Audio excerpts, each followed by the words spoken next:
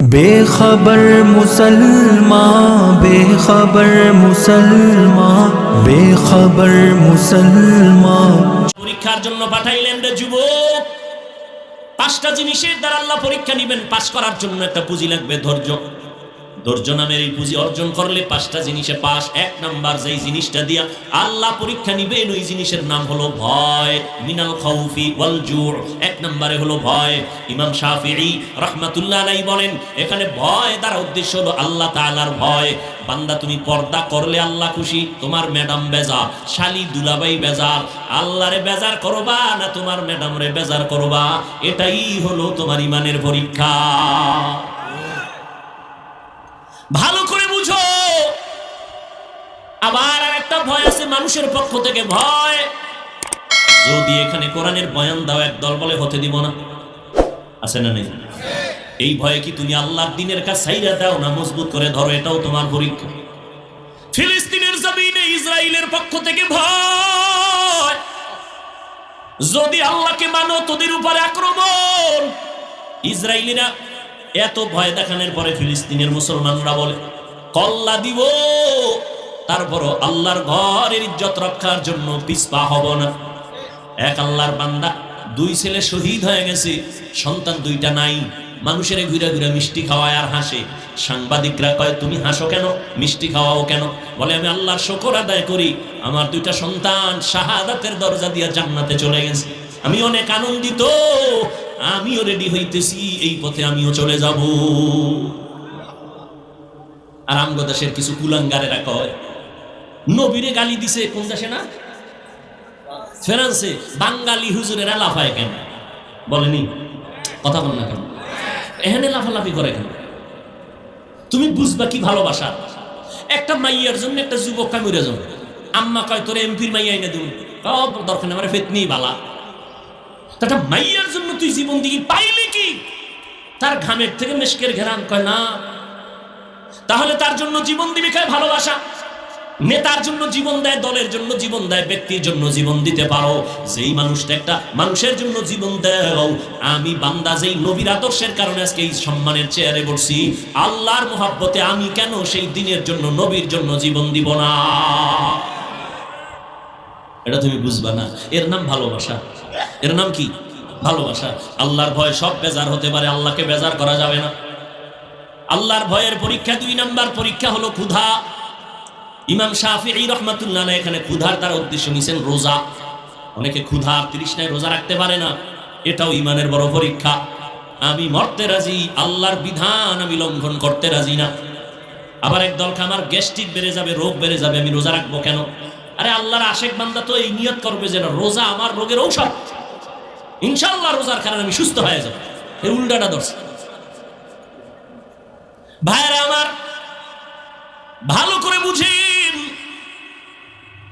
আল্লাহ তাআলা ক্ষুধার দ্বারা পরীক্ষা নিবেন। না খাইয়া বান্দা দিনের জন্য কষ্ট, আল্লাহর মোহাব্বত ক্ষুধার দ্বারা পরীক্ষা। আজকে দেখছেন নি কিছু মানুষ মুমিন আছে, একটু খানা দানায় যদি কষ্ট পায় দৌড়ায় যায় লোন আনার জন্য, হারাম টাকায় ব্যবসা করবে।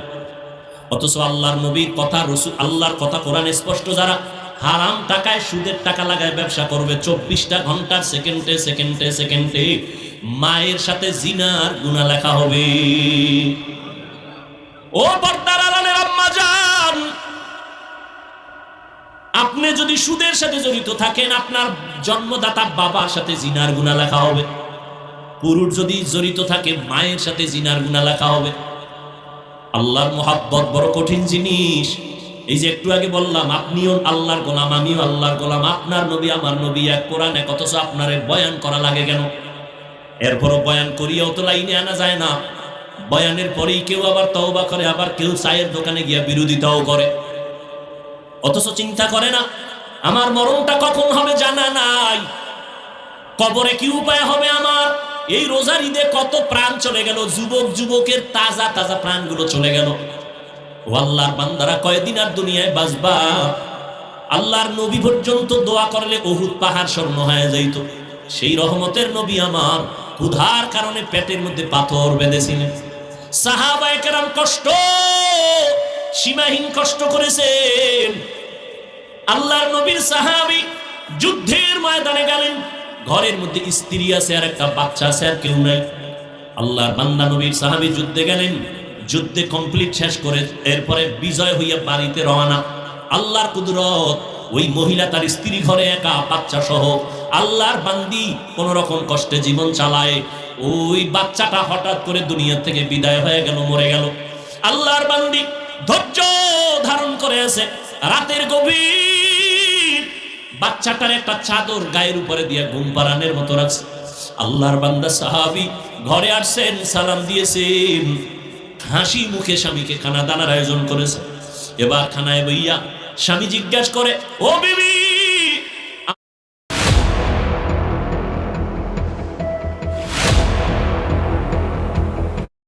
আমার কলিজার সন্তানটা কই? স্ত্রী একবারও বলে না যে মারা গেছে। আল্লাহর বান্দি কয়, আমগো সন্তানটা ঘুমায়। যুদ্ধের ময়দান থেকে আসছে, আল্লাহর বান্দি চিন্তা করলেন এখন পেরেশানি দেওয়া যাবে না, তো ঘুম হবে না। যুদ্ধে তো অনবরত ঘুম নষ্ট হয়েছে। রাতের বেলা ঘুমায় গেলেন স্বামীও, স্ত্রীও ঘুমায়ছেন, বাচ্চাও ঘুমাচ্ছে।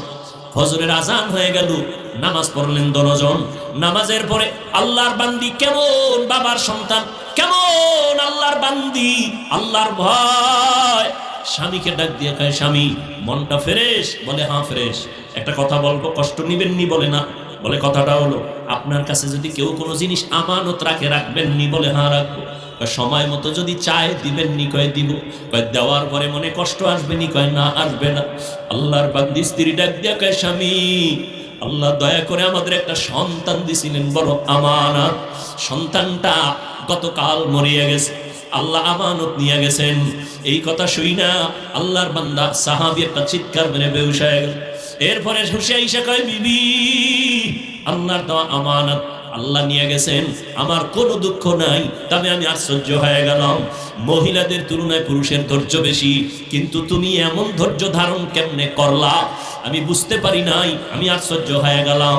আমার দিল বলে আমার মাওলা তোমারে জান্নাত দিবে, তবে আজ আবার একটু ওয়াদা দাও, আমারে জান্নাতে যখন যাইবা আমারে নিয়ে যাইবা নি।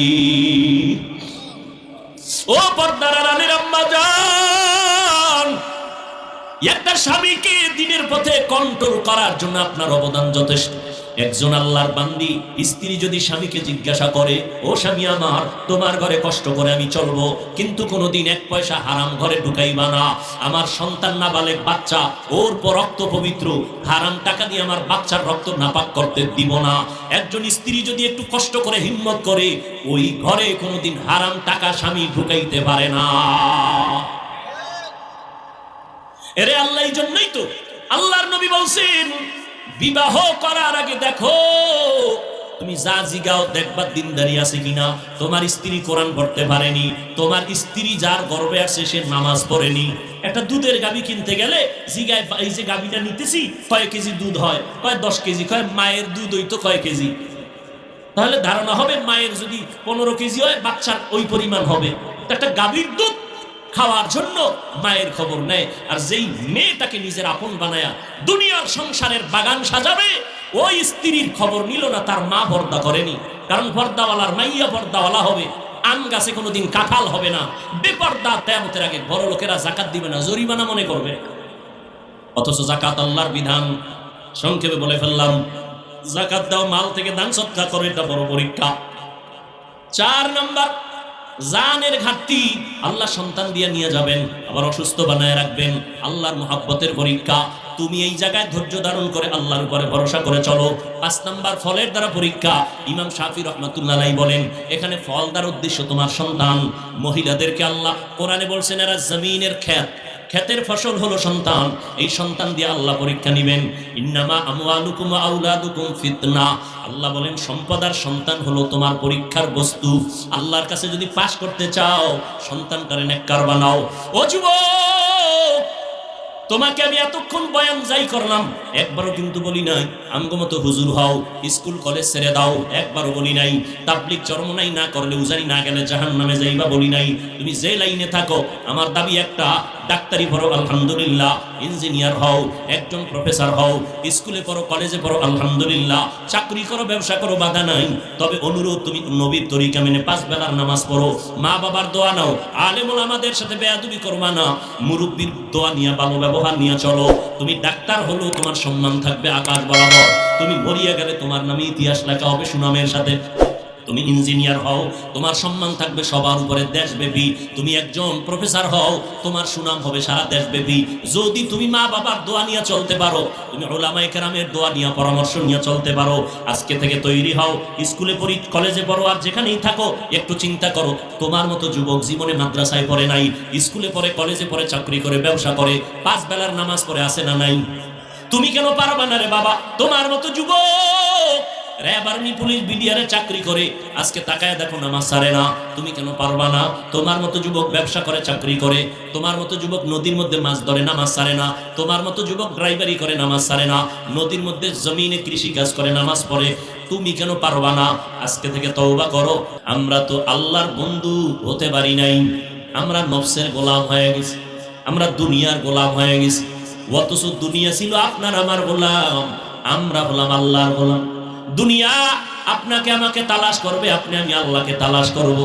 যারা ঠিকই আল্লাহর গোলামি এই জমিনে করছেন, সারা দুনিয়া তার পেছনে গোলামি করেছে।